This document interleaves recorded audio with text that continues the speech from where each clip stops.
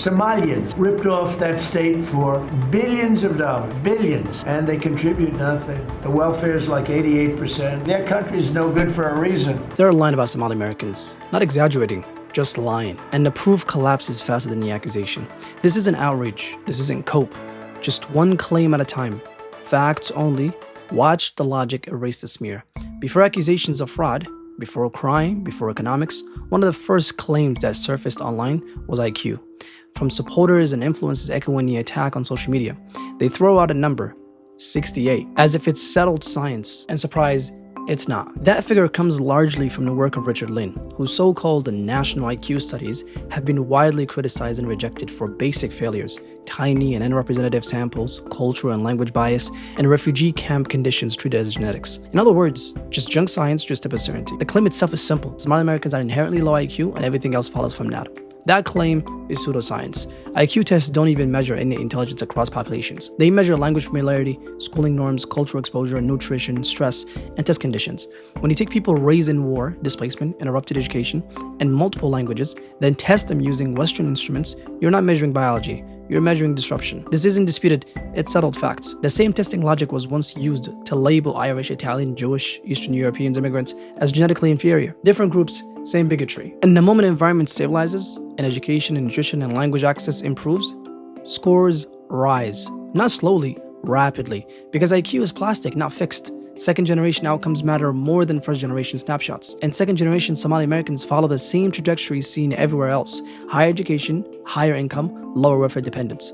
So when IQ gets invoked here, it isn't science. It's an attempt to biologize a political smear. Hey guys, I've noticed that 90% plus of the people that watch these videos are not subscribed, so please subscribe to the channel. There's also another line that keeps getting thrown around, that Somalia is garbage, and that it's a failed place. That its people come from nothing and bring nothing. That insult erases history on purpose. Somalia didn't collapse in a vacuum. The United States have been directly involved in Somalia for decades, militarily, politically, and covertly. From Cold War manipulation, to the early 90s intervention, to arming warlords, to backing unstable transitional governments, to continuous drone strikes that hit militant groups and civilians alike till this day, by the way. You don't get to bomb a country, destabilize its politics, undermine its sovereignty, and then mock the ruins as if they appeared naturally.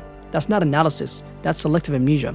And it doesn't stop there. The US maintains a major military footprint inside Somalia, including fortified foreign compounds like Halane, sealed off zones of militaries, contractors, and NGO operating beyond Somali law. There have been repeated allegations, reported by journalists, human rights groups, involving corruption, abuse, and even sex trafficking linked to foreign personnel in and around those protected zones, not meaningfully prosecuted, and not even publicly accounted for. So when Somalia gets called garbage, understand the full sentence they refuse to say. We helped break this place apart, we insulated ourselves from accountability, and now we're insulting the outcome. You don't get moral distance from consequences you helped create, and you sure as hell don't get to use those consequences to dehumanize the people who fled them. Now let's talk about fraud. Here's the trick.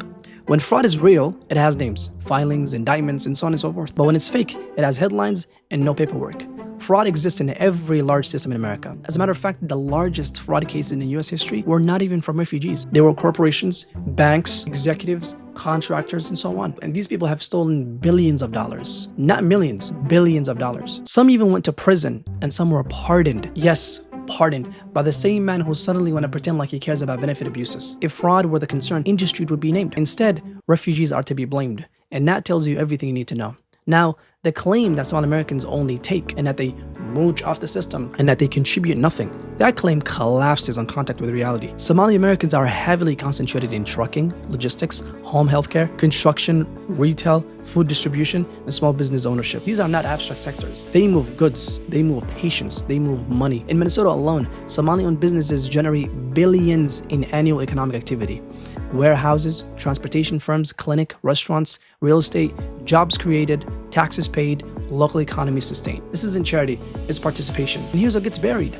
First-generation refugees everywhere rely on assistance, and that includes Asians, Hispanics, blacks, whites, anybody who comes from poor background as a refugee relies on assistance. That's not unique, that's math. Language barriers, credential loss, trauma, time, so on and so forth. But the second generation, welfare dependence drops sharply, income rises, education increases, and business formation accelerates. The same curve seen with every immigrant group before them. And here is the hypocrisy nobody wants to talk about. When the current administration tightened food stamps eligibility, the people lining up at food banks, they were overwhelmingly white Americans in the South and the Midwest. Families who had worked their whole lives. People one policy change away from hunger. No viral outrage, no racial blame, no talk of mooching. Just quiet lines around the block. So when someone says they only take, what they're really trying to say is, I only notice welfare when it's racialized. You don't judge contribution by who needs help during transition. You judge it by trajectory, and the curve is upward. And now let's talk about crimes. Many Somali Americans, much like any other group that comes from poor backgrounds, are younger, poorer, and more urban than the national average. Those variables predict higher crimes everywhere across the planet. And yet, Somali dense areas track at or below comparable baselines. No spikes, no anomaly, and no wave. The accusation survives only if you never open a dataset, which is pretty common for this administration. So why Minnesota? Because visibility scares people. Somali Americans vote, they organize, they won school boards, city councils, legislative seats, and they almost won mayorship in Minnesota a couple of months ago. When the wrong people win legally, democracy suddenly sounds suspicious. Participation gets rebranded as infiltration. Winning becomes taking over. Then comes the magic number, $8 billion in alleged stolen money, which is backed by what? No audits, no DOJ cases, and no Gov reports. Just a rage number perpetuated by certain media outlets like Fox News. Designed to be repeated, not verified. If it were real, it would be in court, but it's not, because it's fiction. Now here is the part they hope you don't notice. Trump talks law and order while pardoning large-scale financial criminals, political allies convicted of fraud, violent writers who attacked federal buildings. So when moral clarity suddenly appears over benefit abuses, understand the move. Crime only matters when it's useful. Now the reaction of the Somali people is what they did not expect. No panic, no apology tour, just jokes. Deadpan, viral, unstoppable. Minnesota shall be given to the descendants of the Somali Peninsula.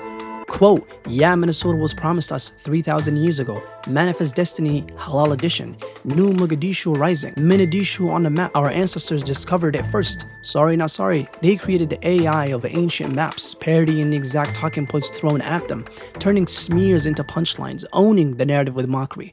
Because this was never about Somalia, never about fraud, never about crime. It's about who gets to belong without asking permission. And every time this lie gets repeated, the audience shrinks.